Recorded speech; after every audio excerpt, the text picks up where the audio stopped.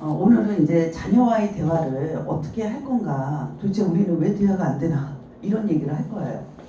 바바라 호보맨 레바인이라는 사람은요, 이런 얘기를 했어요. 누구나 자신의 배움에 필요한 경험을 끌어당긴다. 오늘 여러분들이 오셨잖아요. 오시기 전에 많은 갈등이 있지 않았나요? 네. 날씨도 덥고, 네. 뭐 친구한테 전화 오신 분도 있을 거고. 그럼에도 불구하고 이 자리에 나오셨다는 거는 어머님들하고 저랑 할 얘기가 있다는 거예요. 그리고 또 어머님들은 뭔가 배워가야 될 부분이 나한테서 있다는 거예요. 예. 저는 요즘에 어떤 말을 참 좋아하냐면 시절 인연. 그런 얘기 들어보셨어요? 저는 처음 들었어요. 얼마 전에. 시절 인연이라는 게 있대요. 그 불교 용어인데 우리가 많은 윤회를 거듭하는 가운데 이 시기에 만나야 될 인연은 시절 인연이라고 그러더라고요. 그러면 어머님들은 그 수많은 강사들이 있는 가운데 오늘 이 자리에 온 건 어머님들하고 저랑 뭐예요? 시절 인연인 거예요. 그리고 우연은요 없어요. 반드시 우리가 만나야 될 필연이 있기 때문에 오늘 우리가 이렇게 만난 거거든요. 그래서 뭐 수업 시작하기 전에도 좋은 얘기 많이 나눴고, 예, 그래서 그리고 또 이거를 이제 애들 교육에 한번 연관을 지어보다 보면 아이들이 먹고 싶은 거 있잖아요. 그거는 꼭 해주셔야 돼요. 왜냐하면 그게 그 아이 그 몸속에서 필요한 영양분을 끌어당기거든요. 그런 것처럼 우리가 정신적으로 필요한 것도 끌어당긴대요. 그래서 어머님들이 지금 속으로는 많은 고민과 걱정과 문제점을 갖고 오셨을지 몰라요. 그것들이 해결되는 하루가 됐으면 좋겠어요. 네. 오늘 이제 대화법을 한다고 그랬는데 대화의 기술에 대해서는 얘기를 안 할 거예요. 대화의 기술은요, 물론 많은 강사님들, 여러분들이 강의를 하고 계시지만, 물론 중요해요. 어떻게 해야 되는지. 그런데 그거는 마인드가 잡힌 후에 가능해요. 그리고 이게 뭐 한 번의 특강으로 가능하지 않기 때문에 그 부분은 제가 안 갖고 왔고, 대화를 하기 전에 어떤 마인드, 엄마들이 어떻게 마인드를 가져야 될까, 또 어떤 말을 하지 말아야 될까, 여기까지만 오늘 배울 거예요. 그래서 더 배우고 싶은 분들은 문의를 해주시면 제가 소개를 해드릴게요. 우리 인간은 왜 대화를 할까요? 왜 대화를 할까요? 이런 말이 있어요. 인간은 신과 동물의 중간 단계라고 그러죠. 그래서 인간은 나 동물이 될 거야 이런 사람 없죠. 나는 신적인 어떤 측면을 따라서 신은 못 되더라도 신처럼 난 살아가고 싶어. 그래서 우리가 종교도 갖는 거 아니에요. 그런데 우리가 신이 아니기 때문에 대화가 필요하다는 거예요. 신의 특징은 뭐냐? 전지, 전능, 편재예요. 전지는 뭐냐면 신은 모든 걸 다 알고 있어요. 그 신은 공부할 필요가 없죠. 인간은 전지하지 못하기 때문에 죽을 때까지 배워야 돼요. 그리고 전능, 신은 모든 능력을 갖고 있어요. 그런데 인간은 모든 능력을 갖고 있지 못하기 때문에 경험을 통해 배워야 돼요. 그 다음에 편재, 신은 편재예요. 모든 곳에 존재하기 때문에 내가 여기서 기도하나 저기서 기도하나 신은 다 알아들어요. 편재하거든요. 그런데 인간은 편재하지 못하기 때문에 뭘 해야 되냐? 편재라는 건 뭐냐면 하나가 되는 경험이거든요. 그래서 인간은 편재하지 못하기 때문에 우리 아이와 아니면 남편과 하나가 되기 위해서는 스킨십도 하고, 그럼 우리가 하나가 된다는 풋풋한 마음 있잖아요. 그렇죠? 그리고 또 하나의 도구는 대화예요. 우리가 대화를 통해서 그 사람과 나 아니면 내 자녀와 하나 되는 일치 합일의 경험을 하거든요. 이게 우리가 신과 닮아가기 위한 하나의 도구가 대화다라는 거죠. 네. 그 다음에 그러면 부모와 자녀는 왜 대화를 해야 될까? 부모의 역할은 저는 딱 두 가지라고 봐요. 하나는 뭐냐면 사랑을 주는 사람, 두 번째는 교육을 주는 사람이에요. 그런데 부모가 뿌리라면, 그리고 아이가 뭐 잎이라면 이 뿌리에서 영양분을 쫙 빨아들였어요. 그러면 이게 잎에 가려면 우리가 줄기를 통해서 잎에 전달을 해야 되잖아요, 영양분을. 예를 들면 아까 어떤 어머님이 내가 아는 그 진로의 방향을 애한테 전달해주고 싶다. 그럼 엄마가 뿌리를 통해서 4차 산업혁명 시대에는 어떻게 교육을 해야 되고 어떤 인재상이 필요하고 배웠어요. 그럼 이걸 아이한테 전달해줘야 되잖아요. 그러면 전달이 되려면 뭐가 돼야 되냐면 관계가 형성이 돼야 돼요. 좋은 관계가. 아이와. 그게 이제 줄기예요. 그 줄기를 통해서 엄마가 배운 바가 아이에게 전달될 수가 있는 거거든요. 그런데 우리나라에서 뭐 중이 엄마들이라든지 아니면 사춘기에 있는 아이들의 엄마들이 다 하는 얘기가 뭐냐면 애들이 말을 안 해요.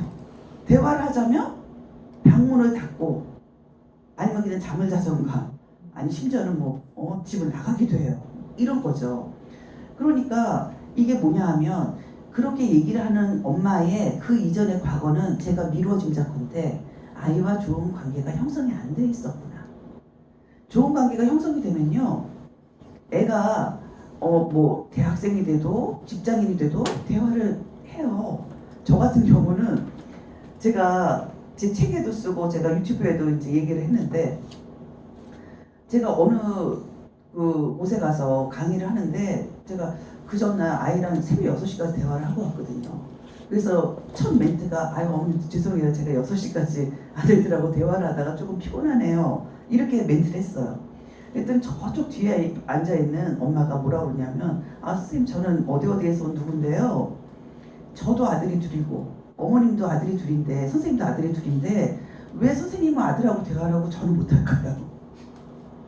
그래서 막 그거를 굉장히 화가 나면서 질문하시는 거예요.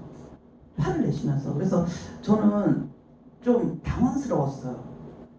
그래서 제가 어머니한테 그랬죠. 어머니 제가 지금 답을 못 해드리겠고요. 제가 집에 가서 한번 좀 정리를 하고 어머니께 얘기를 해드릴게요. 이게 이제 프로그램에 다 만날 기회가 있었거든요. 그래서 저도 이제 좀 충격을 받고 집에 와서 노트북을 켜고 나는 왜 아직까지 아들하고 대화를 하는가? 물음표 하고서 쫙 써내려가기 시작했는데 한 10가지가 되더라고요. 그거를 이제 제가 책에다 써놨어요. 그건 뭐냐면 저는 가장 중요한 거는 저는 초등학교 때 이런 부모 교육에 접했거든요. 우리 아이 큰애가 4학년, 작은애가 1학년. 그때 배우고선 충격을 받았던 게 부모는 자녀와 좋은 관계를 형성해야 된다. 그래서 제가 그때 목표를 잡은 게 있어요. 아, 나는 우리 아이를 성적을 쫓는 엄마가 아니라 관계를 부여잡는 엄마가 돼야 되겠다. 이게 저의 인생의 첫 번째 목표였어요. 그러다 보니까 아이와 관계 형성을 하기 위해서 좋은 대화를 하고 그리고 아이를 이해해주고 아이가 원하는 것을 가급적이면 들어주고 이러다 보니까 아이와 관계 형성이 완전히 된 거죠. 예. 그래서 그렇게 된 거예요. 근데 많은 엄마들이 그거를 못 하더라는 거죠. 그게 왜 그러냐?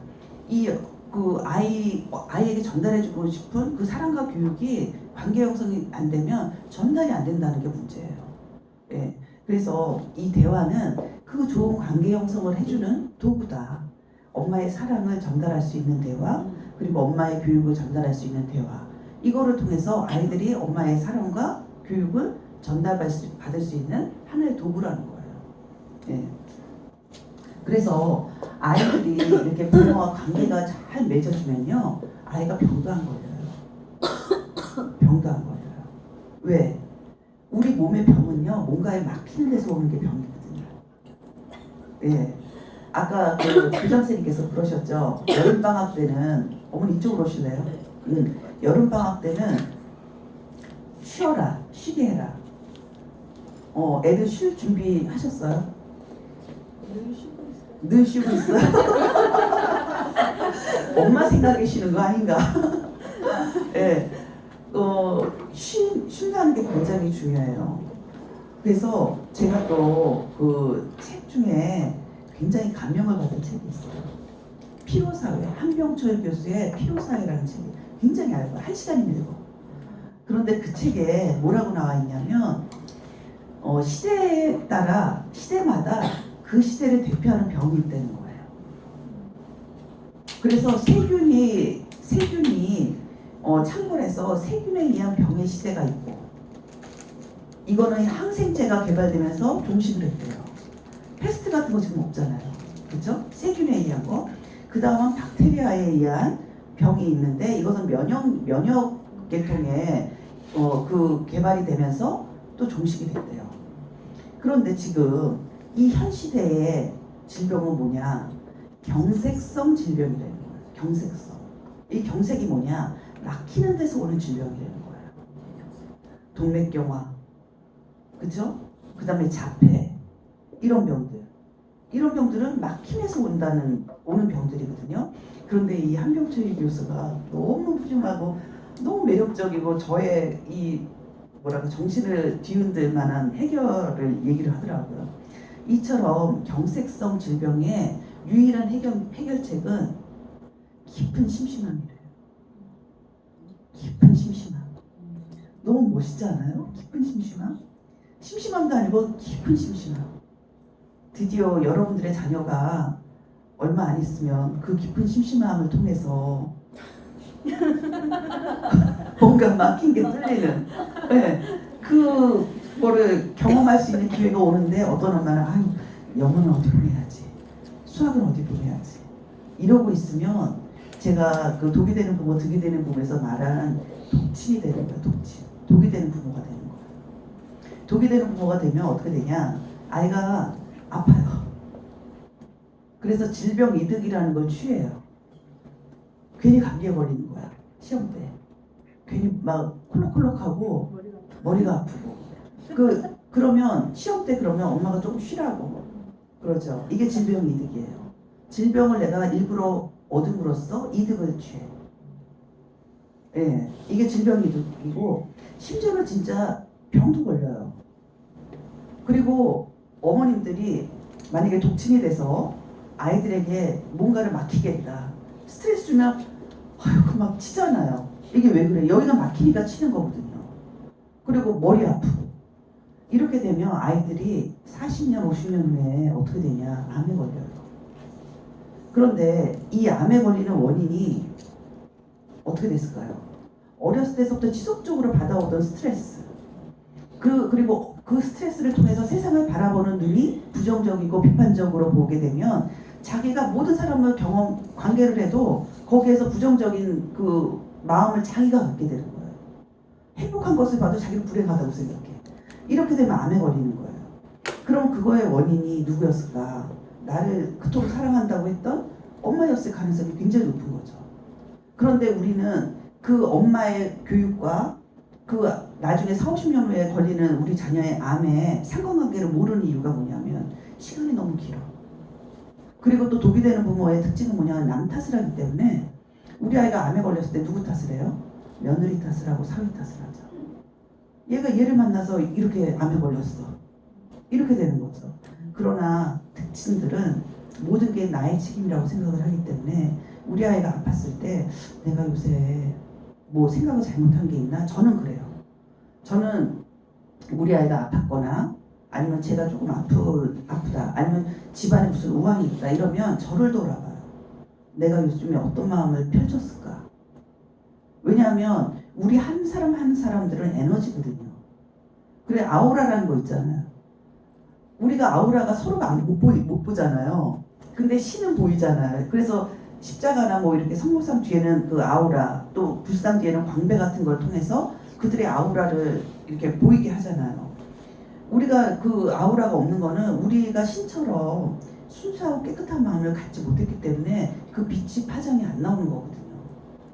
네. 그래서 우리가 아이가 아프거나 하여튼 무슨 상황이 접했을 때 남 탓을 하지 말고 나를 돌아보는 기회로 삼자. 네. 그러실 수 있겠죠. 나를 돌아보면 애가 나아요. 네. 저 같은 경우는 제가 이런 교육을 접하지 못했을 때 굉장히 남 탓을 많이 했어요. 저의 뭐 불행한 결혼 생활은 누구의 탓이고 우리 애가 아픈 거는 누구의 탓이고 막 그 남 탓을 많이 했거든요. 그게 막 고조가 되다 보니까 애들이 팍팍 쓰러지는 거예요. 계속 입원하고. 그런데 제가 이런 교육을 접하고 나서 남 탓을 안 하고 오로지 이게 내 탓이었구나. 그러고 나서 제가 바뀌었거든요. 그랬더니 그 이후로 애들이 거의 아픈 적이 없어요. 그런 상황이 벌어지는 거예요. 그렇기 때문에 엄마는 물론 엄마가 교육을 잘해야 되는 측면도 있지만 그 엄마의 그 의식의 상태를 깨끗하게 하는 거, 정화시키는 거, 이게 아이를 위해서 더 도움을 주는 거예요. 저 같은 경우는 지금 아이가 둘 다 커가지고 직장을 다니거든요. 어떻게 보면 엄마의 역할이 없을 수 있죠. 근데 저는 요새 어떤 공부를 하냐면 저의 의식을 정화하는 공부를 해요. 계속 유튜브 보고 책 읽고 그리고 삶에서 그 실천하고, 예, 그게 우리 아이들의 길을 열어주고 도움을 주는 방법이거든요. 엄마가 옆에서, 여기 물론 다 전업주부들일 거 아니에요. 이 시간에 오신 거 보면 전업주부들이 하는 망상이 하나가 있어요. 내가 옆에 있으면 애가 잘 크겠지. 천만의 말씀이에요.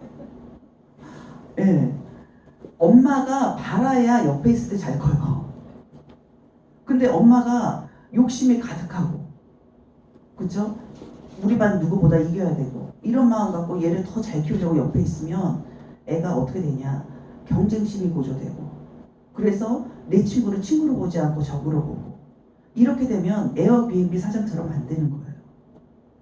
에어비앤비 사장은 어땠나요? 이 세상의 모든 사람을 친구로 생각하고, 호텔이나 뭐 모텔 너무 비싸, 그리고 누군가 방이 비었는데 그 방을 연결해주면 어떨까 하는 그 좋은 마음, 선한 의도, 이것이 에어비앤비가 되고 우버택시가 되고 페이스북이 되고 이렇게 되는 거죠. 그래서 21세기는 공부를 잘하려고 경쟁을 통해서 성적을 높이는 그런 아이를 원하는 게 아니라 사람의 마음을 이해하고 어떻게 하면 사람을 이롭게 할 수 있는지, 그런 아이들이 앞으로는 창의 인재가 되는 거예요. 그래서 아까 교장 선생님이 말씀하신 여름방학 때 좀 쉬어라, 깊은 심심함에 들어가라, 이 말하고 일맥상통하는 거죠. 그리고 저는 두 아들을 키우는데 제가 아들들한테 항상 한 말이 있어요. 초등학교 때서부터. 엄마는 니네들을 너무너무 사랑하지만 니네들을 제 시간에 깨울 수가 없어. 그리고 제 시간에 밥을 먹일 수가 없어. 그런데 니네가 20살이 넘으면 군대라는 곳이 있어. 근데 거기는 잘 훈련된 그 군대 그 지휘관이 너를 정시간에 깨워주고 정시간에 밥을 먹일 거야. 그래서 엄마는 너를 꼭 거기를 보낼 거야. 그래서 애들이 그런 줄 알고 둘 다 군대를 갔어요. 갔는데 얘네들이 놀래갖고 온 거예요. 엄마, 애들이 좀비 같아. 좀비 같아. 애들이 멘탈이 붕괴가 됐어. 시간이 나도 뭘 해야 될지 몰라. 그리고 과를 바꾸고 싶대. 그리고 부모님들이 그렇게 싫대. 이런 얘기를 휴가 때마다 와서 해주는 거예요. 뭐냐 하면 제가 그랬죠. 독이 되는 부모는 애에게 계속 독을 줘서 애를 좀비로 만들어요. 그런데 다행히도 아들들에게는 좋은 기회가 있어요. 2년이라는. 군대에 가서 애들이 깊은 심심함을 맛보는 거예요. 멘탈이 붕괴되고 시간이 남아도는데 할 게 없는 그 깊은 심심함. 그곳에 가서 아들들은 그래도 자기 인생을 조금은 설계하고 나올 시간을 갖는다는 거죠. 예. 그런데 그렇게 좋은데 요즘은 그 군대 빼려고 난리들 있잖아요. 그거는 부모도 못하는 교육과 사랑을 해주는 곳이에요. 저는 그렇게 생각해요. 예. 그래서 아까 그 교장 선생님이 얘기한 것처럼 요번 여름방학만이라도 어머님들이 아이들을 조금 빈둥빈둥 노는 그런 시간을 좀 갖게 하면 어떨까. 근데 그거를 제가 교육만 하고 실천을 안 하면 이게 엄마들한테 안 믿기잖아요. 저 같은 경우도 제가 책을 6권을 냈잖아요. 그 연도를 보면 1년에 한 권씩 냈어요. 그리고 1년에 한 권씩 내기 이전에 뭐 했냐. 제가 45세 때 대학원을 다시 갔어요. 대학원을 가서 3년 동안 대학원 공부를 하고 그 다음서부터 1년씩 6년간을 책을 쓴 거거든요. 그런 10년간, 내 40대의 10년간은 너무 열심히 산 거예요. 그런데 어느 날 이런 생각이 드는 거예요. 내가 집어넣느라고 뭔가 막혀있다는 생각이 드는 거예요. 그래서 그때 그 한병철 교수의 그 깊은 심심함을 실천해야 되겠다. 그래서 보니까 집에 막혀있는 부분이 뭐냐면 서재, 그 빽빽한 책들. 그래서 우스갯말이 이런 게 있잖아요. 교수들이 저기 하늘로 올라가면 책에 눌려 죽는다고. 읽지도 않는 책들을 그렇게 쌓아놓고, 예. 그리고 저 같은 경우는 저도 책이 많잖아요. 그래서 심심하려면 좀 미니멀 라이프가 돼야 되거든요. 그래서 일단 나한테 제일 많은 게 뭘까? 저거를 치우자. 어떻게 보면 글 쓰는 사람이 욕심이 책이거든요. 욕심을 제거하자. 그래서 제가 책을 한 5권 빼놓고요. 다 버렸어요. 그것도 팔지도 않고요. 그냥 가져가시라고 그랬어요. 우리 그 재활용 하신 너무 좋. 그분이 딱 보더니 1톤 트럭을 부르는 거. 그분 아마 돈 많이 버셨을 거예요. 그런 게 선한 거거든요. 예. 그래서 책을 다 버리고요. 버리고 나서 제가 뭘 했냐. 1년, 2년, 지금 2년째예요. 2년 동안 농사를 짓고. 왜냐하면 깊은 심심함은요. 이 머리를 비우려면 뭐를 해야 되냐면 몸을 움직여야 돼요. 이렇게 의자에 많이 앉아있던 공부하는 사람들은요. 이 에너지가 땅바닥에 붙어있거든요. 의자에 붙어있어요. 그래서 우울감도 오고 무기력도 올 수가 있거든요. 그런데 몸을 움직이기 시작하면 에너지가 이제 움직이기 시작하는 거예요. 그래서 제가 지금 2년 차가 됐어요. 그래서 깊은 심심함을 2년을 맞다 보니까 요즘에 유튜브 해야 되겠다. 엄마들한테 내가 남은 인생에 여태까지 받았던 사랑 돌려드려야 되겠다. 아무 대가 없이. 그래서 유튜브를 해야 되겠다. 그래서 아까 어머니들한테 질문도 받은 거고 그래서 내가 죽기 전까지 그렇게 해야 되겠다라고 생각을 했어요. 그래서 이제 7월이면 개국할 것 같아요. 그러면 이제 어떻게 사랑과 교육을 주어야 될 것인가? 부모가 이제 교육과 사랑을 주어야 되는데 어떻게 줄 것인가?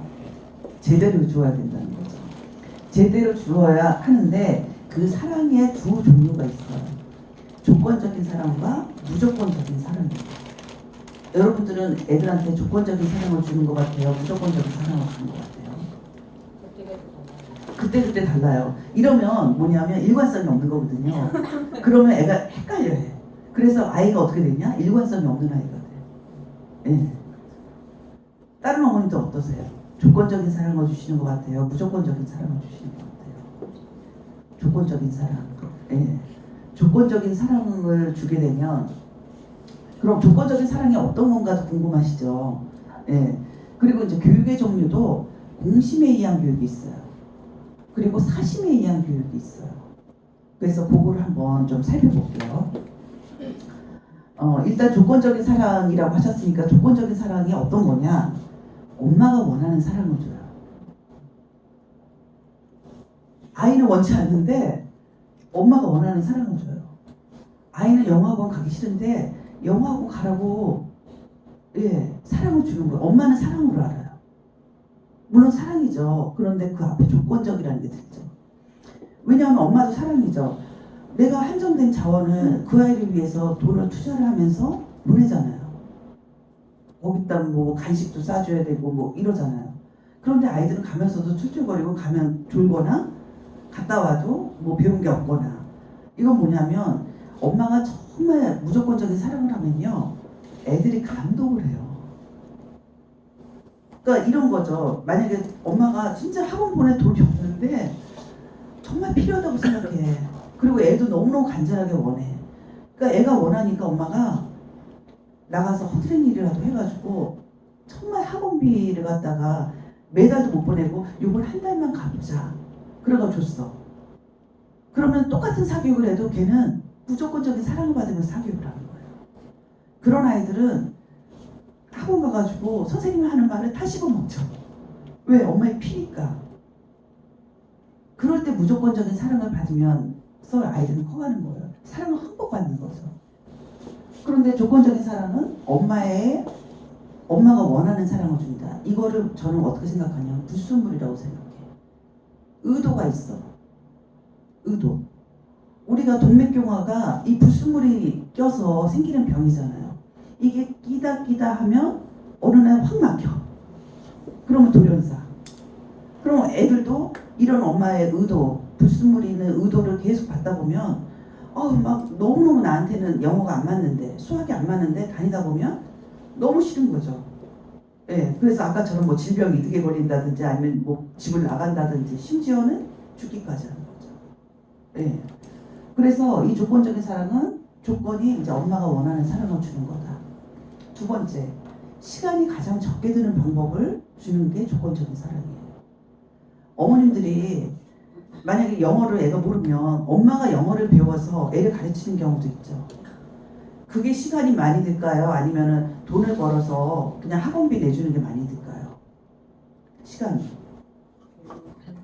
엄마가 배웠어, 그죠? 엄마가 영어를 못해도요, 정말 자기가 만약에 돈도 없고 정말 그러면 자기가 애 학교 간 사이에 유튜브를 통해서 발음도 막 엉망인데 하여튼 엄마가 그런 시간을 들여서 애가 오면 오늘은 A서부터 C까지만 가르칠게. 이런 식으로 하다 보면 그건 시간이 많이 드는 방법이죠. 그런데 이 조건적인 사랑은 조건이 시간이 적게 드는 방법을 취해. 예를 들자 음식으로 치면 어떤 엄마는 장을 담가서 그 장에 뭐 장아찌를 만들어서 그래서 소박한 밥상을 내줘요.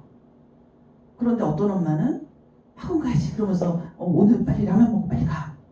그러면 이 아이는 인생의 한 끼는 해결했다는 건 같아요. 그러나 그 한 끼가 이 아이 이 몸속에 가서 독이 될지 득이 될지는 엄마가 그 음식에 쏟았던 시간의 양이 따른다는 거죠. 네. 그래서 이 조건적인 사랑을 받은 아이는요, 엄마의 사랑을 느끼지 못해요. 그리고 심지어는 엄마가 나를 미워한다고까지 느껴요. 네. 그러면 억울하겠죠, 엄마들. 근데 이게 진짜 우주의 원리예요. 그러면 무조건적인 사랑은 어떠냐? 아이가 원하는 사랑을 줘요. 아까 엄마가 애가 너무 하고 싶은 게 많아가지고 뭘 시켜야 될지 모르겠어요. 그러면 무조건적인 사랑을 주려면 어떻게 해야 되죠? 기다리고 물어봐야죠. 네가 이렇게 A, B, C, D 이렇게 많은데 지금 네가 하고 싶은 건 뭐야? 그러면 그거 시키는 거죠. 네. 저 같은 경우는 우리 둘째 아들한테, 그러니까 첫째, 둘째 다 물어봤지만 둘째 아들이 이런 얘기를 하더라고요. 제가 물어봤어요. 엄마에 대해서 어떻게 생각하니? 항상 궁금하잖아, 엄마들은. 그랬더니 엄마한테 참 고마움을 느끼고 엄마가 참 좋은 점이 있대요. 그래서 그게 뭐니? 그랬더니 자기가 하고자 하는 일에 한 번도 반대를 한 적이 없고 그리고 끝까지 지원해줬다는 거예요. 우리 아이가 중2 때 얘기예요. 그 아이가 패션에 관심이 많아가지고 저랑 제가 제 옷을 사러 갔는데 거기 DP 된 게 중절모가 있었어요. 그때는 애들이 머리 밀고 다닐 때였거든요. 근데 이 아이가 중절모 딱 써보더니 엄마 나 이거 사줘 그러는 거예요. 제가 어떻게 했을까요? 사줬죠. 그래 써봐. 네가 써봐야 패션 그 고객의 마음을 알지. 안 써보고서는 모른다. 그리고 나서 사줬어요. 사주고 나서 저는 가계부에 뭐라고 썼을까요? 아들 중절모비? 아니에요. 교육비.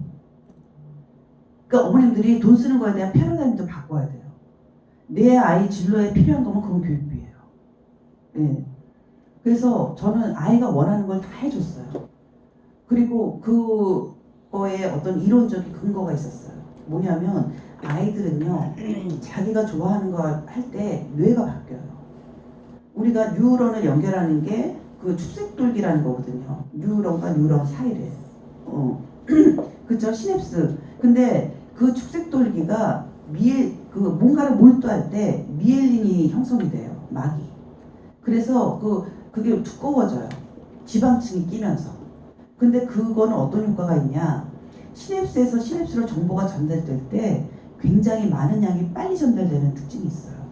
우리가 실험할 때 하는 그 가는 철사랑 이 전봇대에 걸린 동선하고 차이가 뭐예요? 동선은 굉장히 많은 전류를 한꺼번에 쫙 나른다는 거잖아요. 우리 아이들의 뇌가 그래요. 그래서 15세 이전까지는 만 15세, 그러니까 16세까지 그때까지는 뭔가에 자기가 좋아하는 거를 몰입할 때 미엘린층이 형성이 돼요. 그리고 나서 그 아이가 살아갈 때 아까 교장선생님도 얘기했죠. 아이비앤비 사장이 에어비앤비 사장의 그 멘토, 좋은 멘토를 만났을 때 그 미엘린이 발휘를 하는 거예요. 좋은 멘토를 만나면 어떤 효과가 있냐? 동기가 생겨요. 나도 저 멘토처럼 돼야지. 이럴 때 그때 공부를 시작하는 거예요. 그래서 그 공자도 15세 이후에 지학이라고 그랬잖아요. 학문은 15세 이후에 하는 거예요. 15세 이전에는 이 뇌세포를 리셋하는 거죠. 미엘린층이 많아지도록. 이 미엘린층이 많아지게 하려면 공부를 내 아이가 싫어하는 공부를 시켜서는 미해증이 형성이 안 되죠. 오히려 공부를 싫어하는 아이가 되죠. 예. 그런데 자기가 좋아하는 거를 하게 되면 그때 미해증이 두꺼워지는 거예요. 그래서 우리 둘째 아이 예를 들자면 저희 두 부부는 문과 출신이에요. 그러니까 문과 출신 중에 부부 사이에 이과 애가 태어나기는 굉장히 어려워요. 구조가. 그런데 우리 아이가 초등학교 때 곤충에 빠졌어요. 근데 저는 다중지능을 공부를 했기 때문에 이 아이는 과학자가 되지 않을 것이다 라는 걸 알고 있었어요. 알고 있었으나 그 아이가 원하기 때문에 지원해주면서 전국의 곤충 박물관을 다 돌아다녔어요. 그렇게 했고 그 다음에 얘가 이제 또 아이스하키에 빠졌고 또 뭐 패션에 빠지고 이런데 그거를 다 지원을 해줬더니 이 아이가 미해증이 형성된 거잖아요. 그러면 얘가 공부를 할 때도 엄청나게 하는 거예요. 얘 중3 때까지 공부 안 했거든요. 그런데 자기가 어떤 목표가 생기고 나서 엄청 달려가는 거예요. 엄청 달려가요. 네. 그래가지고 그 아이가 고등학교 1학년 때 저보러 제 다중지능 그 책을 달래는 거예요. 내 아이 다중지능의 비밀을. 거기에 이제 자기 얘기가 좀 써있거든.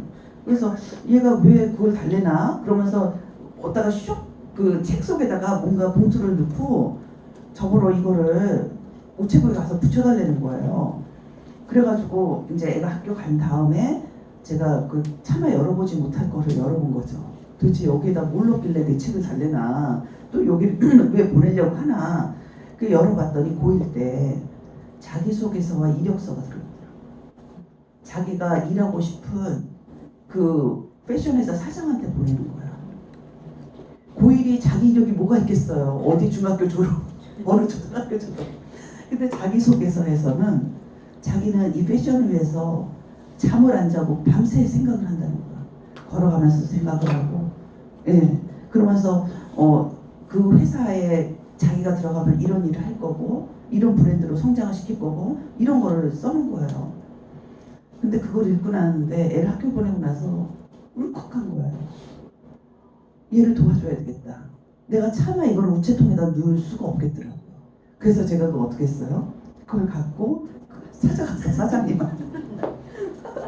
그랬더니 뭐 미팅이 있어가지고 오늘 뭐 들어오시기 힘들 텐데 하여튼 기다렸어요, 그 앞에서. 그래가지고 한 4-5시간을 기다리고 비서한테 전화가 왔어. 어디서 지금 미팅 중이시니까 거기 가면 잠깐 만나뵐 수 있을 거라고. 그래서 제가 또 거길 달려갔어. 그래서 그걸 보여드리면서 제 아이가 쓴 건데 한 번만 좀 읽어달라고. 네, 그랬어요. 그 아이가 어떻게 성장을 했냐. 대학교에 정말 그 고등학교 때 들어가서 공부한 걸로 대학교에 가가지고 계속 그 장학금 받고 그 등록금을 저는 애들한테 애들 아빠가 그랬거든요. 들어갈 때 이것도 하나의 팁이에요. 엄마 아빠는 니네 아르바이트 시키기 싫다. 왜냐면 니네 그 중요한 20대에